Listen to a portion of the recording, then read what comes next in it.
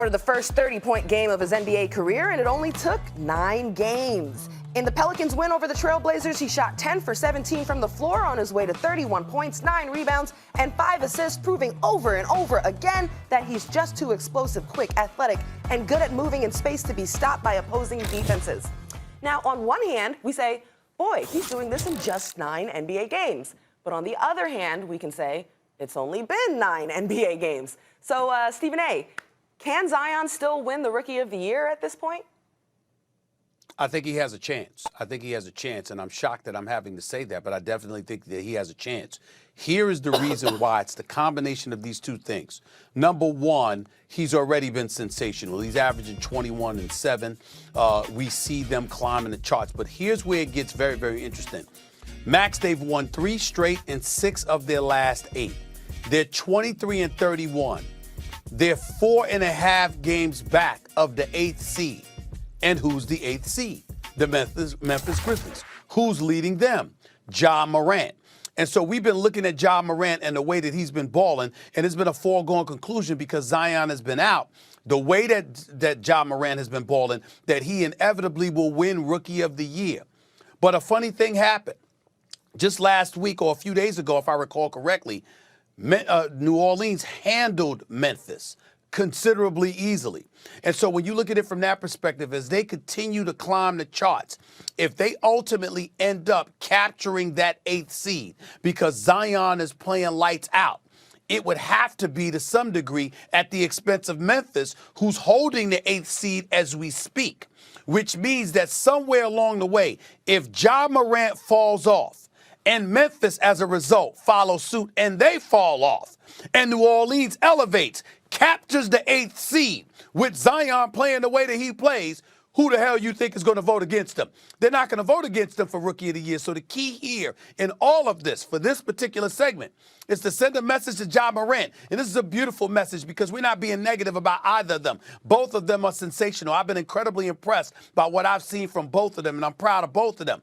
But for the purposes of just competitive fervor in basketball, SOS to Ja Morant. Zion Williamson is coming. So is New Orleans. What you going to do about it? Because you got the 8th seed. You understand? You got a pretty damn good team. I like what I'm seeing from Memphis. What are you guys going to do? And in particular, Ja Morant, what are you going to do? Because Zion Williamson and the Pelicans are coming. They look like they can make a run, and it's going to take Memphis being able to hold them off, and Memphis can't do that without Ja Morant balling. Well, listen, am I one to say I told you so? Well, yes, I am, as a matter of fact. I told you before he turned pro, Ja Morant was a surefire NBA superstar. I thought that there was Zion and Ja, and then everyone else. Ja has proven me right about that and has proven many others right about that. Well, everybody said that. He is, I believe you were arguing he's not a surefire superstar, Stephen A.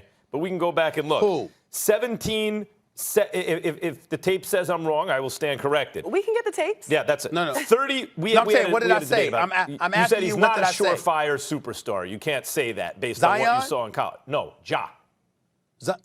Ja? Yes. Oh, Ja. I thought I said, okay. Yes. Okay. Well, you might be right. listen, You might be right. You might be right. Or you may be. We can check. The point is that I know what I said. you might be. The point is that he don't have to do a damn thing other than he's been doing, Ja Morant. He's averaging 17 and 7. You could talk about hit a rookie wall, except he's doing it in under 30 minutes a game. He's doing it in under 30 minutes a game. Ja Morant is this close already to being an elite point guard. Elite.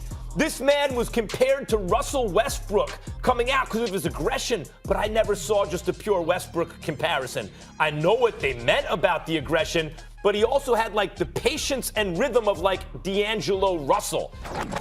Westbrook meets D'Angelo Russell, 2 opposite kind of players, and somehow this guy is that rolled into one. Ja Morant is special. Now, is Zion Williamson even better? Yeah.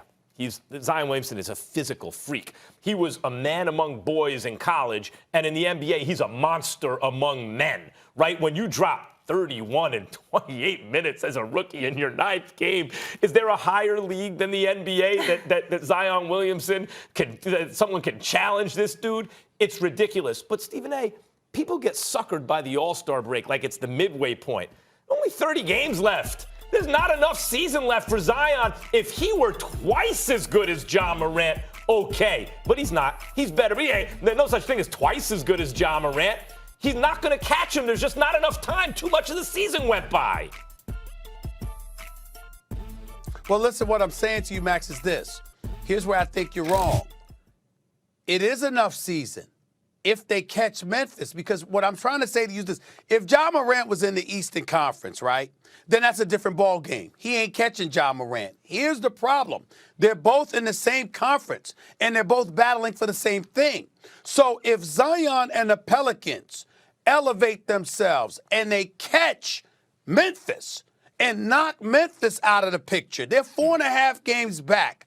They were more than that. A game about 2 or 3 games ago. Yeah. If they end up catching Memphis, and for some reason, and I don't believe this will happen, but if Ja Morant falls off and Memphis falls off as a result, and Zion continues to ascend, and the Pelicans ascend with him. Remember, J.J. Redick shooting 46% from three-point range. You got cats like Brandon Ingram. He's an all-star, averaging 25 a game. You got Drew Holiday doing what he did. The other day, he made Damian Lillard look human. Damian Lillard only had about 21 points, for crying out loud. You still got Josh Hart and all of these boys here. All I'm saying, Lonzo Ball and them.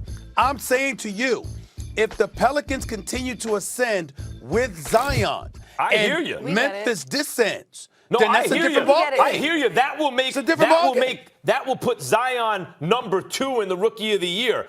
But Ja Morant, who's shooting 50% from the field and 38% from 3, who, when you talk about true shooting percentage, Stephen A., 538 had this. And you look at the number of guys with his usage rate who are that efficient offensively, it's guys like the Greek Freak. They're like 6-7 other, Luka, 6-7 other players in the league that are doing what Ja's doing, and a handful of them are MVP candidates. So I hear what you're saying, and if Ja Morant was not as good as he is, you'd be right. Zion could catch a lesser cat, but this ain't no lesser cat. He's real.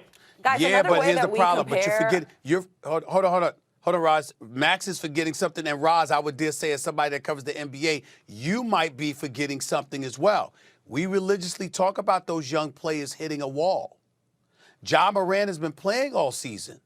Zion has not. 29. So as under Zion 30 minutes ascends, a game, Stephen A. What if Ja Morant were to hit a wall? Right. So, Stephen A., we understand what you're saying about sorry for the wall. The race for the 8 seed might be a good indicator of what these rookies are doing. I don't believe he will, but it could happen.